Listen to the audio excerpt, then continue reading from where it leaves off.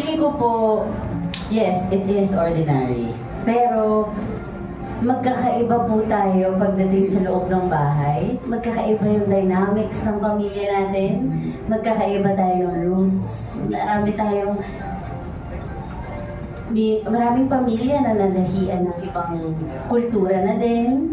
Actually, surprisingly, so far po sa mga guests namin, may mga dish na ang lutong bahay na sinishare nila is may influence ng mga Vietnamese dishes or mga American din. Iba-iba po. Kaya feeling ko magugulat din ang ating mga viewers na pagdating kung ano yung kino-consider mong lutong bahay, iba pala yung mga lutong bahay sa ibang bahay. So I think this show, Lutong Bahay, is a good platform for other people, like our viewers, to really see a new side of our guests, na makita kung paano naman sila sa bahay. Kasi usually nakikita natin itong mga artistang itong nakaayos lagi, na best foot forward, nang nagtatrabaho. But this time, we see them comfortable at their homes and sharing their stories. And of course, yung pinakamalapit sa puso nilang dish. Yun po. Can we hear from the others? Sure. For me po kasi, ako po as a professional chef, I work as a private chef for other food brands dito sa Philippines. Dito sa Lutong Bahay, na-discover ko na yung Lutong Bahay nila, katulad ng sinabi ni Mikey, may iba't ibang version siya. Hindi siya yung standard recipe na nakikita natin online. Meron silang, for example, yung isang guest namin, yung recipe na yun from his lola, ganyan. Kami, di ba, pag nagluluto tayo, meron tayong sinusunod na mga standard recipes talaga. Pero dito kasi sa Lutong Bahay, makikita nila kung paano nila ina-elevate yung mga dish based doon sa experiences nila, na nakakatuwa kasi meron din kaming na-absorb na mga cooking techniques na kakaiba from their family. Kaya it's really interesting kasi kung kami yung tatanungin, nagluluto po talaga kami. Pero nakakatuwa, natututo din po kami dun sa mga guests po namin. Ay, sorry, kinakabahan po ako. Pero ano po, yun din, para sa akin, every lutong bahay po kasi is still personal po sa mga kanya-kanyang bahay. At yun, tulad din ng sabi ni Mikey, yung mga tao, sanay pong nakikita yung mga artista na may mga kanya-kanyang karakter sa mga palabas nila. Pero dito po kasi iba Para sa akin, nararamdaman ko po talagang parang nasa bahay po. Parang nasa bahay po talaga kami ng artista at nakapasok po kami kahit man lang saglit sa loob ng buhay nila. And for me po, kasi nanonood din naman po ako ng mga ganitong show parang feeling ko po isa po yun sa makakahiligan ko, yung maramdaman na parang kaisa ako ng artistang nasa show. Yun lang po. Sa akin naman po, yung Lutong Bahay, lalo na itong show namin, hindi lang basta tungkol sa recipe yung pinag-uusapan po dito. Isa sa pinakamalalim na kwento is yung kung paano sila niluto ng buhay. Kung paano sila nahulma, kung anong lasa ng buhay ang meron. Hindi lang po yung puro pagkain lang po ang na-share nila sa amin, na-share namin, kundi kung ano yung mga nangyari sa buhay nila nang dahil dun sa isang recipe na yun. Masaya po kami na na-witness namin yun, na-share nila sa amin yun. Na-share nila sa lahat ng mga magiging viewers namin yung mga pinagdaanan nila kung paano sila niluto ng buhay. So, sobrang grateful po namin na isa kami sa part ng show na to, ang Lutong Bahay. And parang gusto ko na! Thank you! Nakapag-prepare. Nakapag-prepare? Kami nalaparais sa amin Sinaparais ko natin sa Sorry. Thank you po. Well done. Thank you. Chef Hazel was cooking there. Grabe Very cooking ito. Really cooking. Okay, thank you so much, Ernesto. Next up, we have our next question from Miss Carissa Alcantara of Manila Hi, Politics. hello, good afternoon. My first question is for Direk. Direk. Hello po, good afternoon.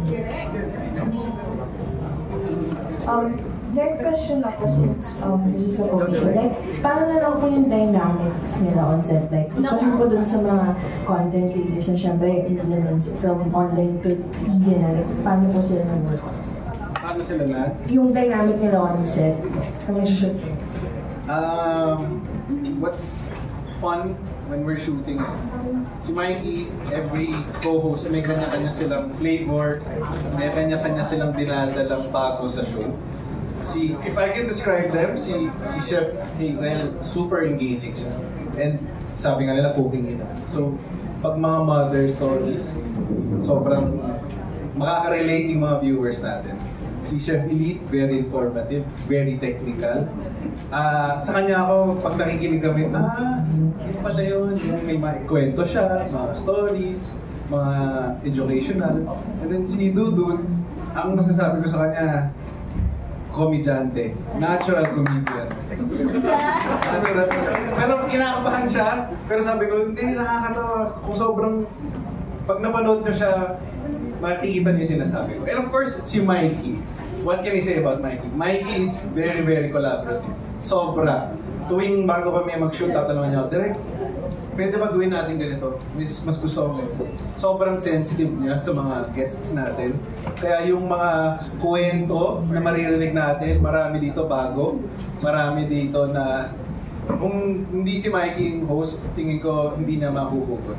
So, it's sobrang pleasure to work with all of them. Dahil dyan? Thank you, Direk. And my second question po is sa kay Miss Mikey.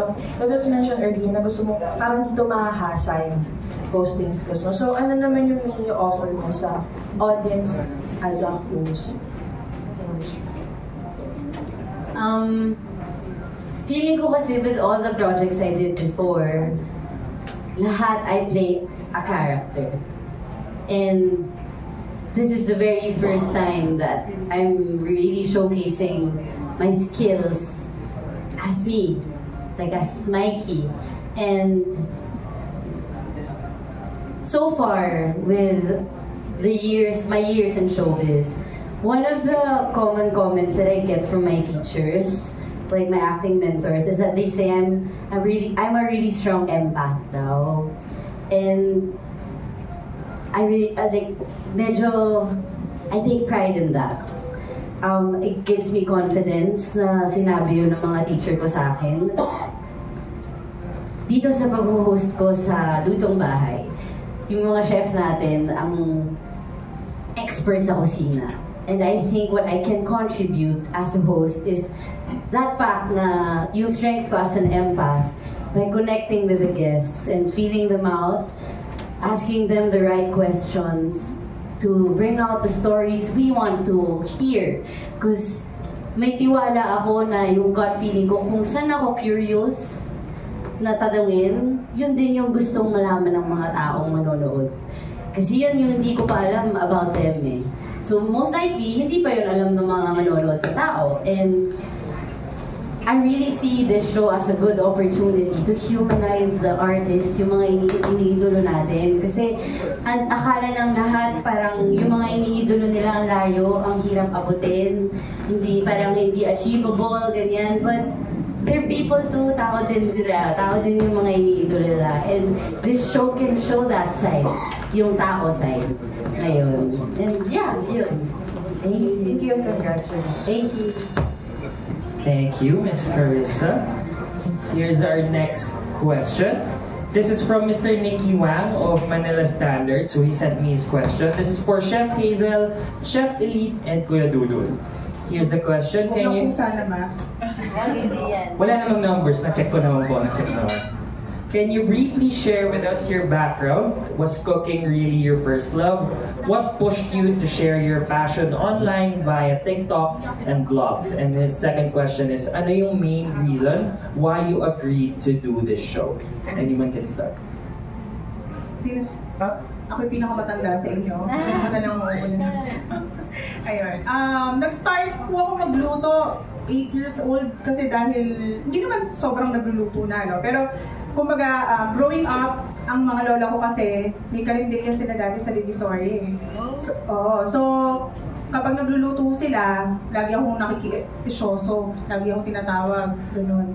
So, parang 8 to 9 years old, alam ko na kung paano magsangkot siya ng pangminudo, mga ganyan. So, nanonood ako sa nakatungtong ako sa ganito, sa upuan. So, hanggang sa nagkaanak na ako, syempre, kailangan na syempre matuto tayo magluto. Nag-aral ako ng kulinarya hanggang sa naging professional chef ako sa isang hotel. Hanggang sa nakarating tayo dito sa Lutong Bahay.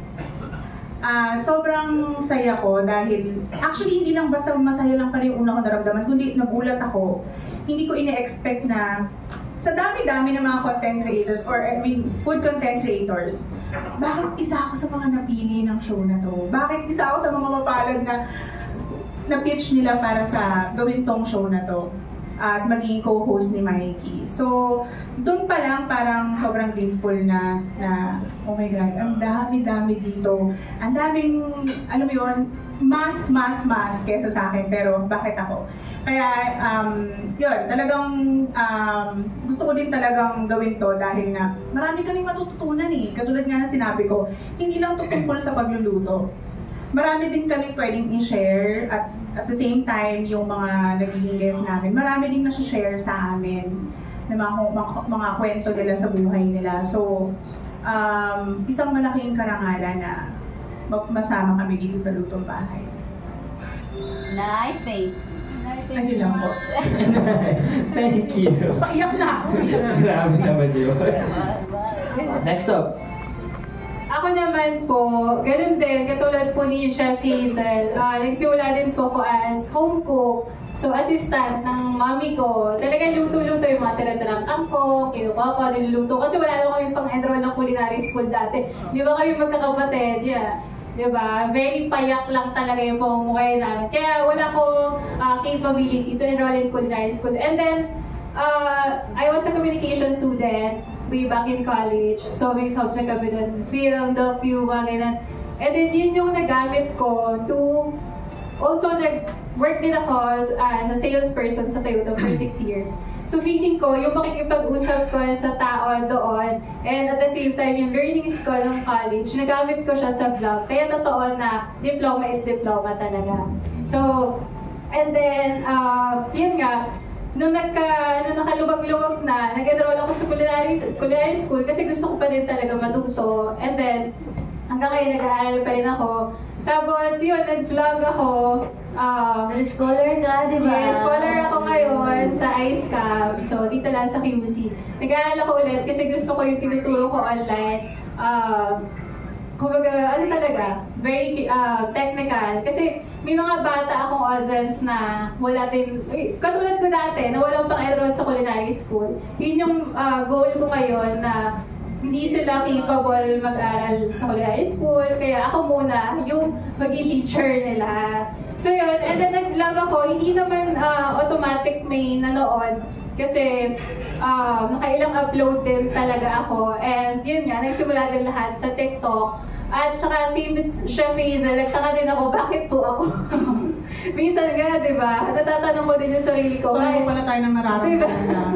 So, nagtinanong ko din yung sarili ko, at saka kay Ma'am Gay, sa manager ko, bakit ako? So, I think naniniwala kasi ako sa destiny na if it's destined talaga to happen, na kahit maraming hindi na pa sa'yo, kung para sa'yo talaga. Kaya ito Lutong Bahay, ang goal talaga namin, hindi siya maging serious show na parang culinary school. Yun nga, para mapafeel namin sa audience na ito yung nangyayari sa loob ng bahay ng mga artista. Yun, natututo sila, natututo din po kami. Yan lang po. Yan, yung sa akin naman po, ako din, ganun din. Pre-press pala tayo ng kwento. Kasi ganun din, nagsimula din po ako ng bata sa pagluluto.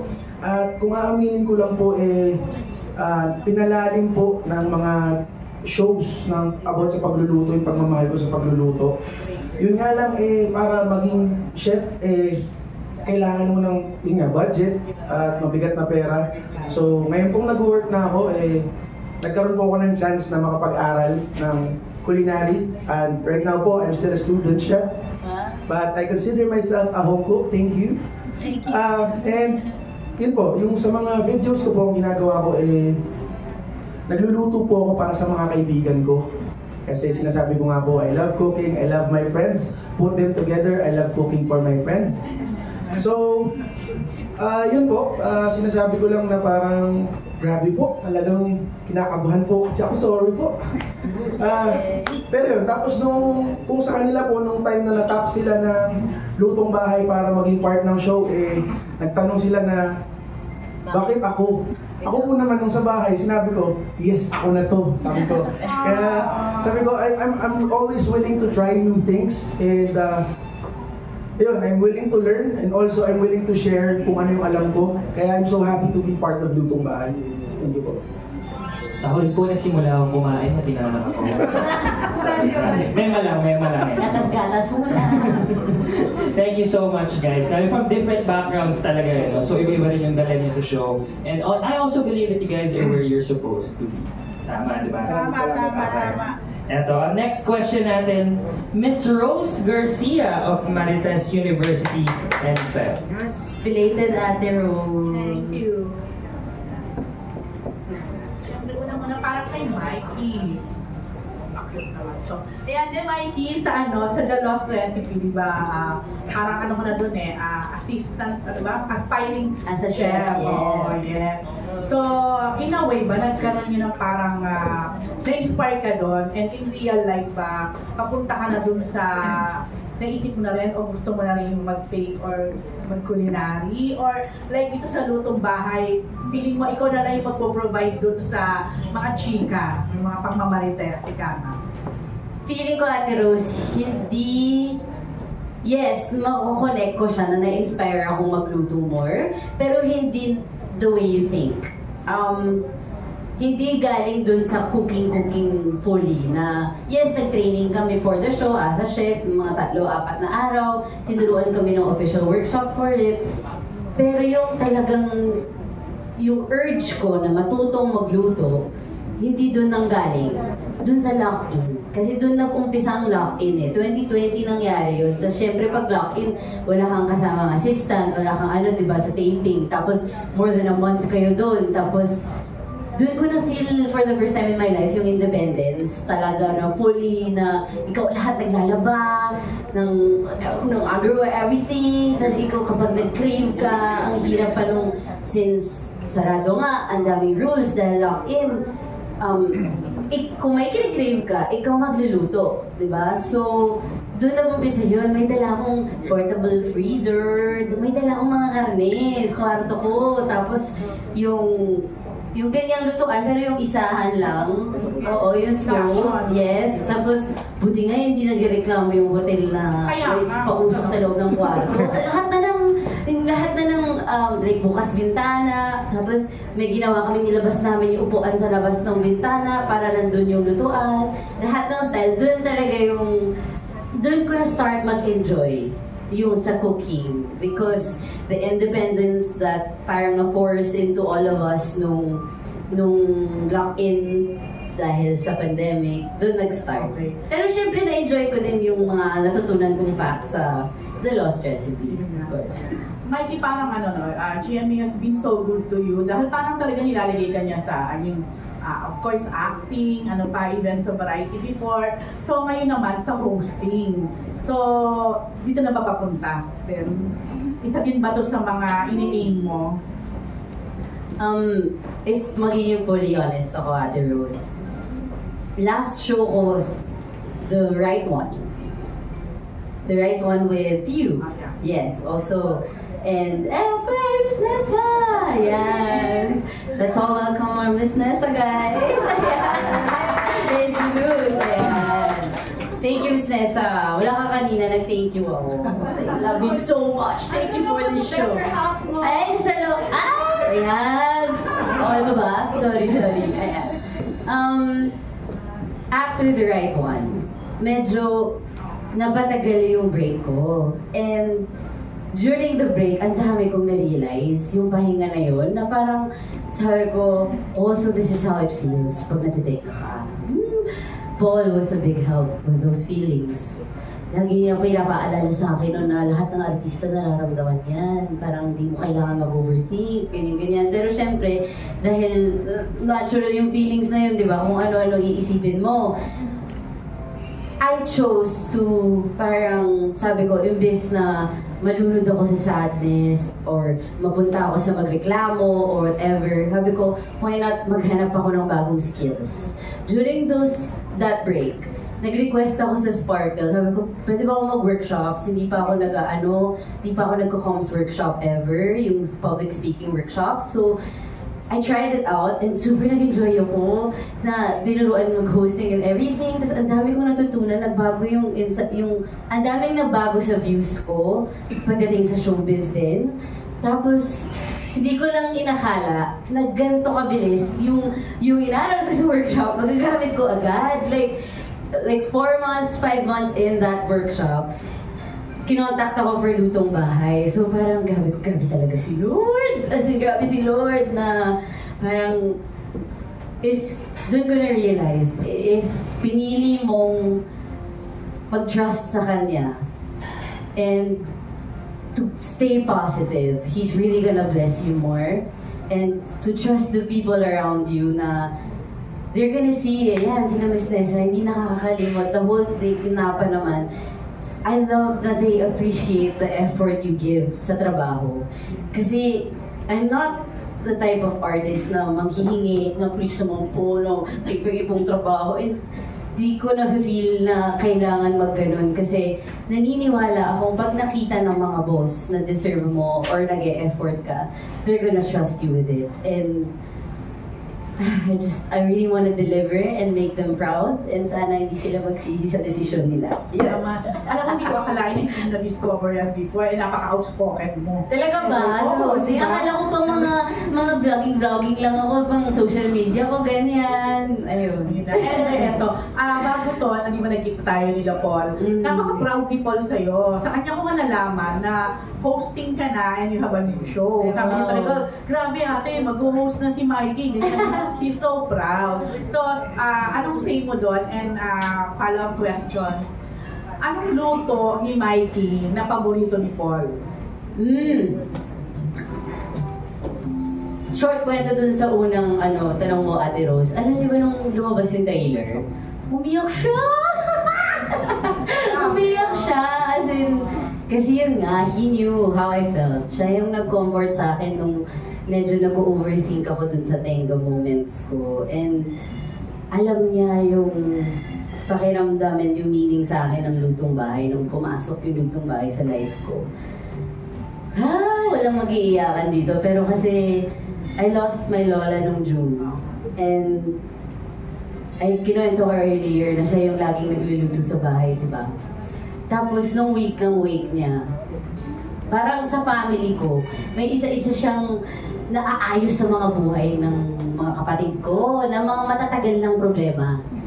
Tapos lagi ko siyang binubulong. Sabi ko, Nay, ako din na. Wala akong specific na hinihingi kay nanay na blessing na naayusin niya sa life ko. Pero naramdaman ko nung the morning after na sinabi sa akin doon itong bahay na hindi ko si nanay ito, kaya nangyari to. Yun yung inayos niya sa akin, nag-support siya na kahit hindi niya napapanood to. Sobrang feel ko si nanay. Si Mami kasi sobrang na-feel ko na yung guidance ng lola ko na alam niya yung feeling ko napapansin niya na kasi bago siya mamatay, tinatanong niya ako, wala ka bang show Mikey? Narinis na kita sa TV. May ganun siya. Tapos, right after niyang mamatay, pumasok to. I'm sure kung naabutan niya to, oh my gosh, talaga. Well, yun lang. Huwag ka tayo magdramahan. Yun lang. Payak na ako. Yun lang. Pero, ano nga? Rose na to. Wala na ako. Nakakaya ka naman. Yun nga. Yung anong pagkain o anong luto mo na sobrang gusto ni Paul? Kape. Sa totoo lang. Yun yung lagi niyang nire-request. Kape. Kasi So, iba bartender daw. pala tayo papunta. Oo, iba daw yung kape pag ako nagtitimpla.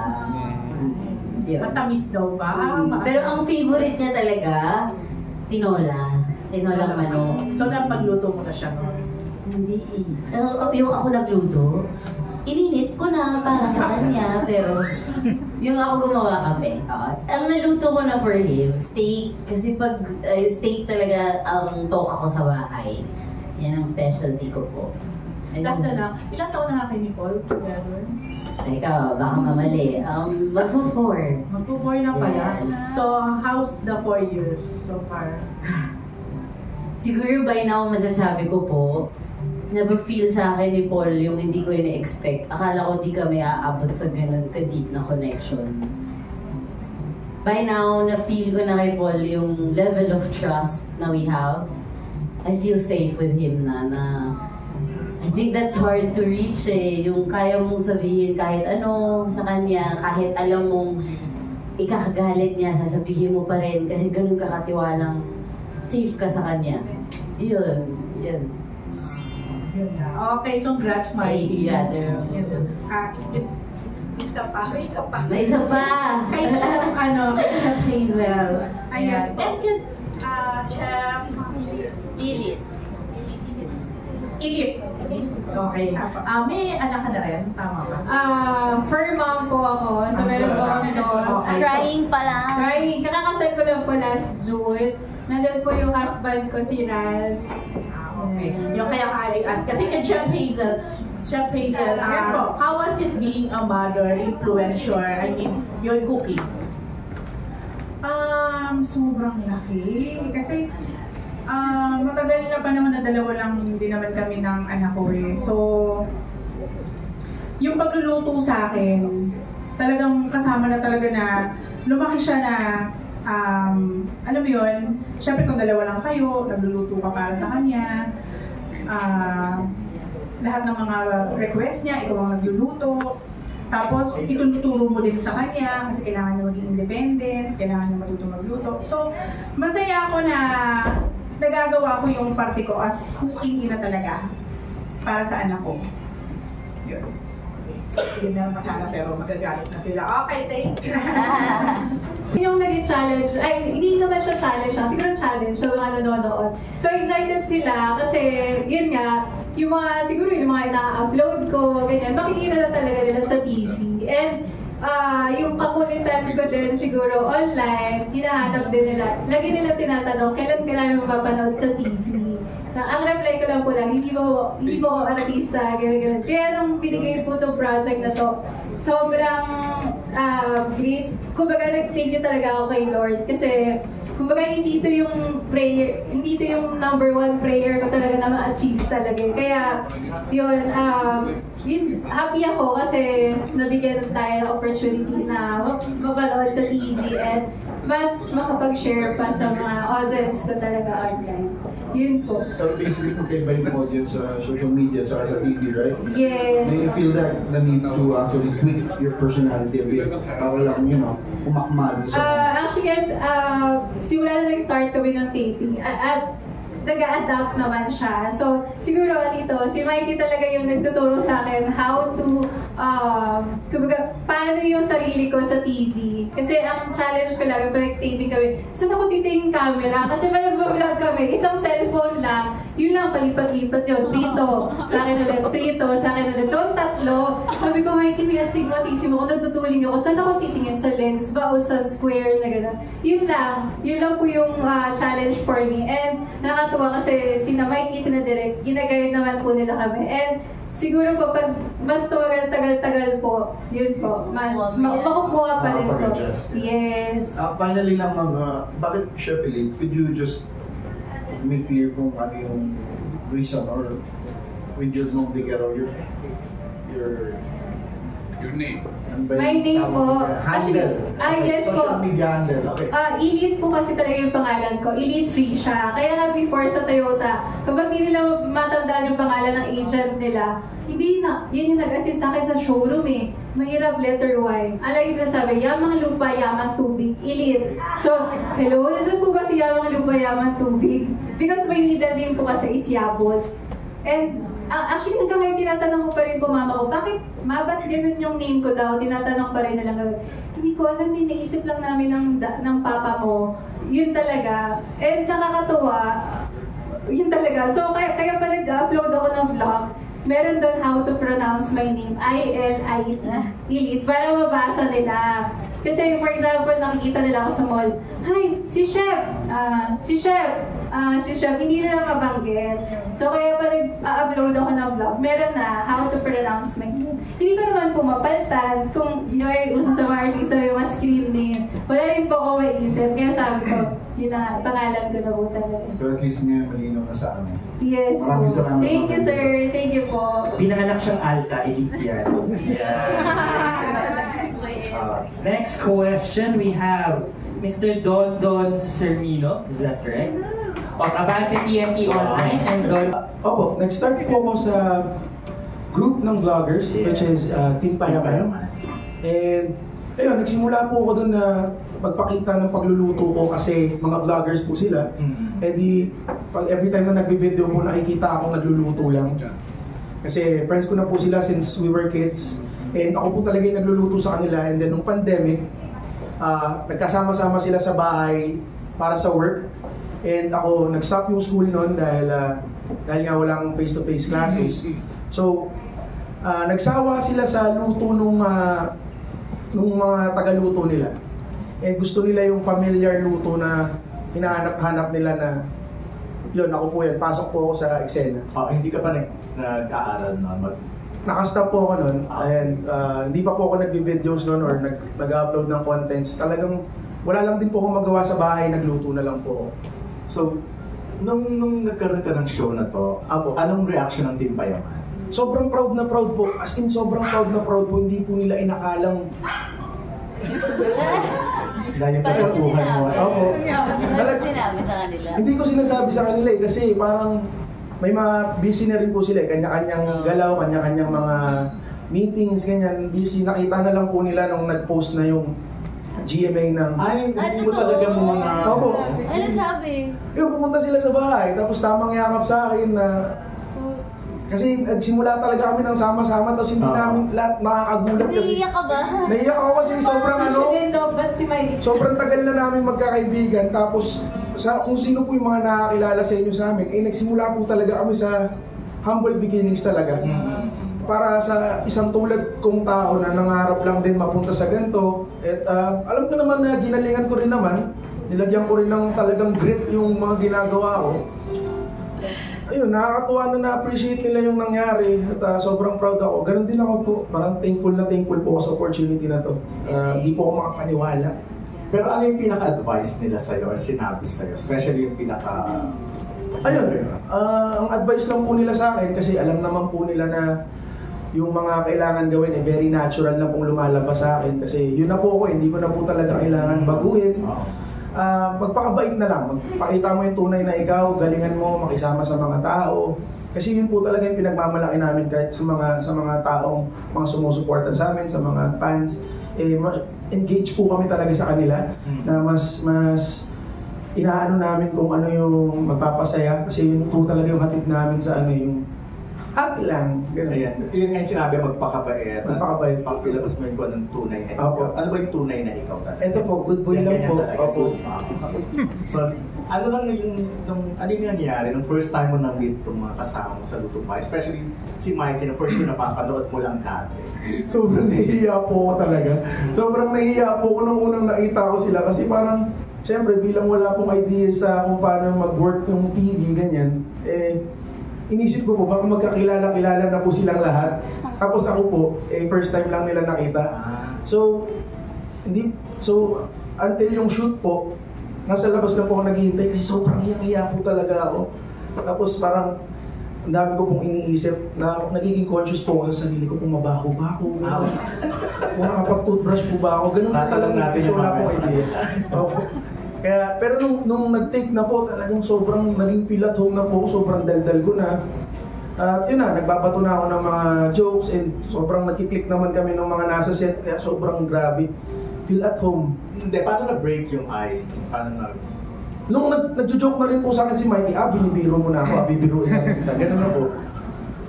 So, okay na kayo, friends mo na talaga sila. Oo po, friends na po kami. No? Patol naman ako agad siya. So, ikaw na bang susunod na pinakamayaman at pinakasikat sa Team Payaman? Ay, ano po, gusto ko lang po talaga maging pinakamasaya. Yun lang po talaga, maging pinakamasaya. Opo. Thank you very much. Bonus naman ang question kay Mikey. Kanina pa ito pinapatanong mo. Okay. Dahil yung title doon ng show mo, Lutong Bahay, ready ka na raw bang gumawa ng sarili mong bahay kasama si Paul? Naku, kung may pera lang ako, Diyos ko!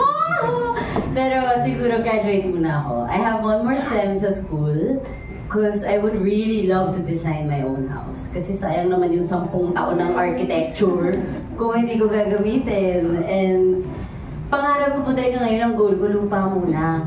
Para... Ba't hindi si Paul? Ba't ikaw? Pinag-usapan naman yan. May dream kami. Actually, sabi namin, kahit umabot na kami sa stage na mag-decide kaming magsama na, parang gusto namin ma-check muna namin pareho yung bucket list namin na makapag-invest kami ng solo na magkahiwalay. Sabi ko, di naman mawawala yun na parang, di ba mas maganda yun? Sige, kung magkatuluyan na tayo, di mas marami tayo mapapamana. Di ba? Parang maganda na safe pa rin na may magkahiwalay bago kami mag-together. Pero bongga yung maraming mapapamana. Di ba? Kung pwede so maraming papamanahan ang plano mo. Dahil kay Miss Nessa magagawa ko yan. Okay. Thank you very much. Thank you. And good luck sa show. Thank you. Ano po? Architecture, USD po. USD. Two subjects left, yes. Enrolled po ako ngayon. Working push na lang pala. Student pala lahat. Thank you so much, Sir Dondo. Next up, our next question will come from Mr. John Bueno of Cumacao. Hi everyone. I'm just bending because the microphone's here. But congratulations first of all sa show. Of course, madami ka nang ginawa din noon, no? But what makes hosting a lot different now for you, Mikey? Makes you more vulnerable because you are introducing your real self here. So kung ibabash ka ng tao dito, they're bashing you, not the character. So wala kang masisising dahil sa kwento, o dahil sa storya, o dahil sa dito sa eksenang to lang yan, o whatever. So I think tama lang din yung timing na nangyari muna yung nagtrabaho muna ako sa mga serye, tapos may mga na-experience muna akong ganon, may mga nakahulubilo muna akong iba-ibang klaseng artista. Kasi importante yun, I think, for me to deliver in this kind of show. Because, yun nga, different personalities, at least now, I kind of have an idea of how to handle them, how to talk to them, what's okay to ask and what's not okay with them. So, at least meron na akong gauge nun kahit papano. So, yun yung difference, I think. Alright, my second question is for all of you guys. What were your first impressions of the different hosts? And what made that impression change afterwards? Okay, interesting. Siguro kay Hazel muna. Lahat? First impression, tapos kung parang pang Miss Universe. First impression ko po sa mga kasama pa. Okay. Malinaw na. Okay. Nabahan ako Ang lang kasi ni Sir. Inuhugot ko kung saan yung anyway. Wait lang. Okay, si Chef Elite muna. So Chef Elite kasi isang community lang kami sa TikTok. So, mas noong batch nga lang ako sa kanya, pero lagi ko na siyang nakakasama sa event. So, hindi na ako nahirapan kay Elite talaga. As in. So, kay Dudut na lang and kay Mikey. Honestly, kay Mikey, hindi ko alam na artista pala siya. Ang akala ko, TikToker siya. Kasi, napapanood ko siya pandemic noon sa TikTok. Nagsasayaw-sayaw sila ni Paul. Di ba kinukwento ko sa'yo? So, si Paul, alam ko siya na artista siya. So, akala ko, si Paul na nagka-girlfriend na TikToker, parang ganon. Hindi ko alam na, kasi wala naman kaming TV. So, dati, may TV kami pero ano lang, hindi ako nakakapanood ng TV kasi nagtatrabaho ako. So wala akong chance manood na TV. So hindi ko alam na nasa Enka siya, ganyan-ganyan. So parang ganon. So una kong impression kay Mikey, parang alta.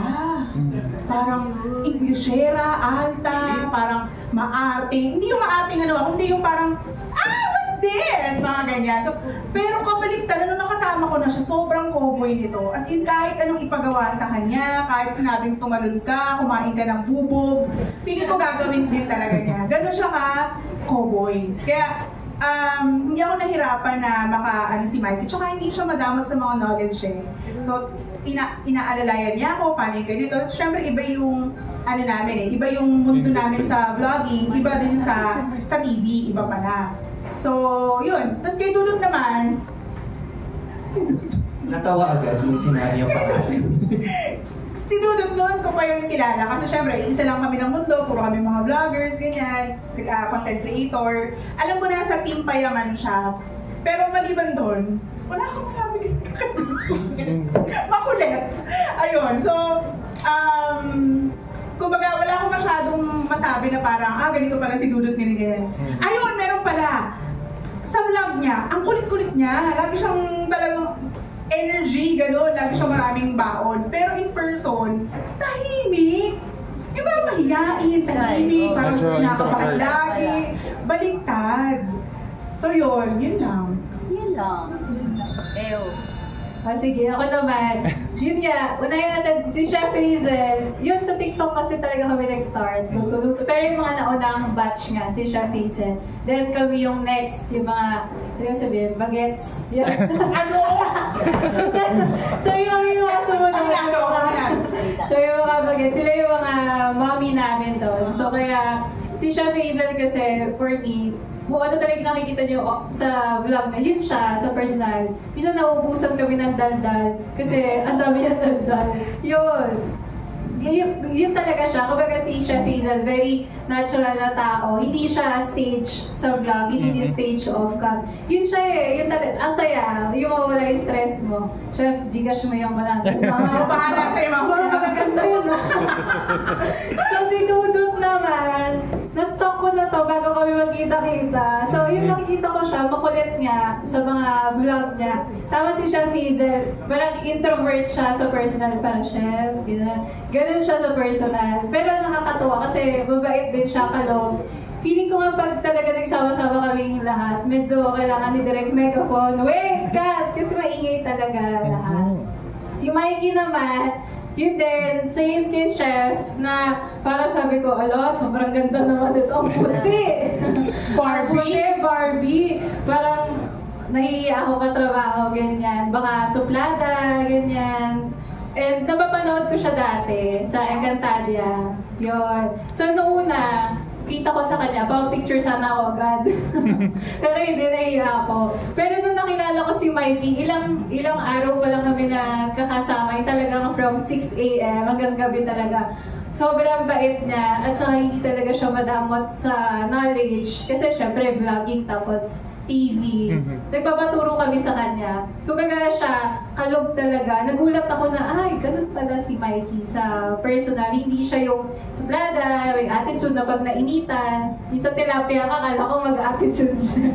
Pinaglinis ko ng tilapia, from kaliskis hanggang yung, yung papatayin yung tilapia. Di siya nag-gloves noong una. Nagulat ako. So may mga gulat factor si Mikey kasi iba siya sa first impression ko sa kanya. At saka yung ngayon talaga. Mabait, sobra. Yun talaga. Send mo kami yung Gcash. 200 din may mabait din sa'yo. Yun lang. Happy and exciting talaga tong show na to. Yun. And ako po, kilala ko po si Chef Hazel at si Chef Elite. Pati din po si Mikey. Ngayon po, dahil nga napapanood ko na sila, kung paano ko po sila ginajudge sa mga videos na ina-upload nila, ganun din talaga sila sa personal. Si Chef Hazel po talagang, lakas po talaga ng personality ni Chef Hazel, talagang nakakatawa po siya, tapos para talaga siyang nanay talaga.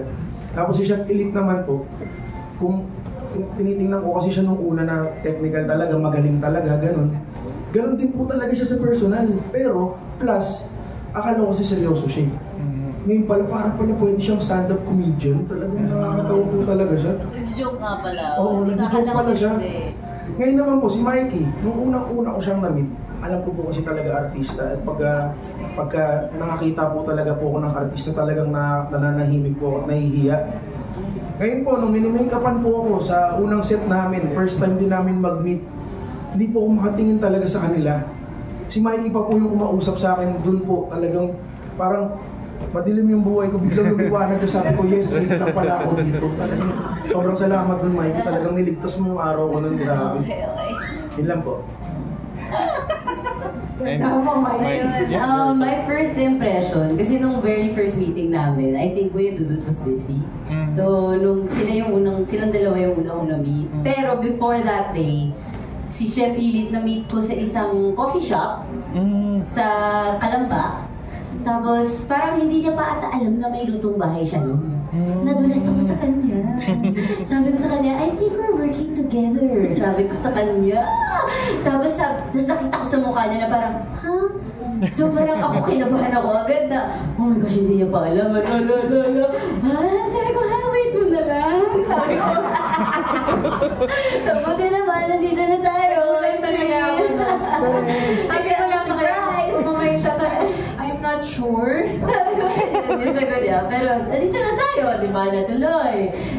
So my first impression of her was, she dresses up well eh. So, alam kong matalino. Parang gano'n yung tingin ko agad. Sabi ko, wala namang maarte vibe. May, alam kong intellectual person. Yun yung impression ko, matalino. Tapos, yun nga bagay, nung na-confirm ko yun, nung nakita ko yung content niya. Kasi very knowledgeable, very straightforward. Doon focus sa mga information, ganyan. Mukhang kinakabahan ako dun sa akin. tapos nung na-meet ko na nung mas matagal na, hindi naman nagbago masyado yun. I think that's a good thing na hindi nagbago. Kasi kung ano yung pinapakita mo sa first meeting pa lang, diba? Dapat totoo ka na. And yeah, yun, hindi naman nagbago masyado. Si Chef Hazel naman, nung first day pa lang, honestly, kinabahan ako. Kasi naalala ko, sabi ni Direk tong meeting na yun, nako, parang kailangan nating i-adjust yung audio. Ang ingay namin agad. Na-imagine ko kung siya yung co-host ko, parang, paano magsasalita yung guest, di ba? Kung kaming dalawa yung magbabatuhan. Pero, in all fairness, may mga guests na kailangan nga ganun, no, din, na parang minsan kailangan ng ganung push, so medyo shy din yung ibang, na-experience na namin yung ganun. So, kailangan natin silang dalhin minsan, joke, pag-aanin, asanin. Ang seryoso nila, tapos minsan wala rin silang masabi o makwento. So, kailangan natin magbato, kailangan natin mas nare-relax sila eh. Mas na-relax sila pag mas gino-joke namin. So, bagay si Chef Hazel. Pag nilalaro natin. Oo. So, my first impression of her naman was yun, makulit, maingay, and na-feel kong magiging good contribution siya sa show because it's gonna be an entertaining angle, and na-feel ko yung pagka-mommy niya agad. Kasi akala ko ate vibe yung magiging dynamics ng relationship namin. Akala ko very ate siya, pero binabasag niya yung vibe na yun. Ginagawa niya parang nanay-nanay talaga yung vibe niya. So yun lang yung nagbago. Na akala ko ate-ate pero naging mommy-mommy siya. Kasi parang kitang anak pagkamukha tayo, di ba? Ayan, sabi niya. Akin ka ba, mami? No, ayan. Tumingin na siya, mami. Kami nanindigan ko na. Push naman, di ba? Si Kuya Dudut naman, nung first time kong na-meet, doon na sa shoot, di ba? Noong araw ng shoot na. Napansin ko yun. Napansin ko na shy siya. Totoo yun. Na parang nakaupo ka lang sa gilid. Totoo yung nilapitan ko nga siya intentionally para mabasag na yung... Na-feel ko yung medyo may tension siyang... Huy! Pero before that day, I knew I was working with him. So, stinok ko na siya. Nakita ko yung content niya na ang ganda ng attacking gano'n. Very nakakatawa, very Filipino audience. And nung nakita ko yung content ni Kuya Dudut, dun ako na pa, okay, gets ko na yung magiging itsura ng show. Iba-iba yung flavor na mabibigay ng mga chefs. So, bawat episode, iba-iba din yung feeling na ibibigay. So, may tawa, for sure may mapapaiyak din kami. So, may drama ka na din. Tapos, may daldalan, may chikahan. Tapos, syempre, may comedy din.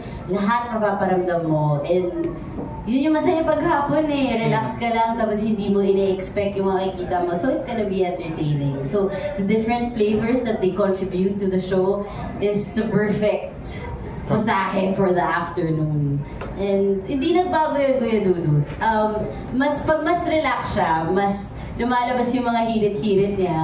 Kaya mas natatawa ako sa kanya. Pero, nag-grab kasi ito, nag-travel lang papunta. So kapag lilipat kaming location, minsan sinasabay ko na siya sa car ko. Sabi ko, kaysa mag-commute ka, halika na, sabay na tayo. Dun sa second episode. Yan, tapos yun, nakikita ko siya nakanganga, natulog dun sa kotse. Yan, so mas relax na siya, mas di naman din nagbago tingin ko, ganun, kung ano siya, yun lang yun, shy lang siya sa umpisa, pero pag mas relax na siya, lumalabas na yung real personality niya. Alright. Yeah. Yung trailer pa lang ganyan, so congratulations. Thank you. I hope you enjoy it. Tama. Yung